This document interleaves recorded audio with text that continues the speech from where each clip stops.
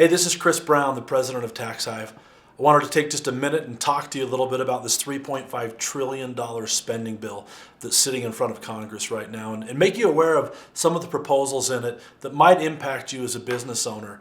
Now, I want to be careful to point out here, these are proposals, and this could certainly change over time, but when you spend that kind of money, you've got to pay for it somehow. So there's just a few things that might be of interest to you. They're talking about raising the tax limit on high income earners.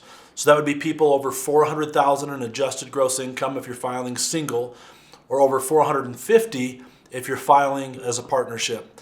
Now, when you look at that, they're talking about raising that top limit from 37% to 39.6%. The second thing that I found interesting in there is there's a proposal to raise the capital gains limit. Currently, the top rate sits at 20%. They're proposing raising that another 5%.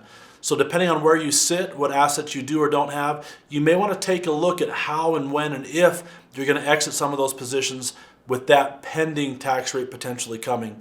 They're actually thinking about backdating it. That's in the proposal. I highly doubt that that will happen. That doesn't typically happen. Let's hope it doesn't happen. The last one is the SALT limit. This is the state and local tax idea.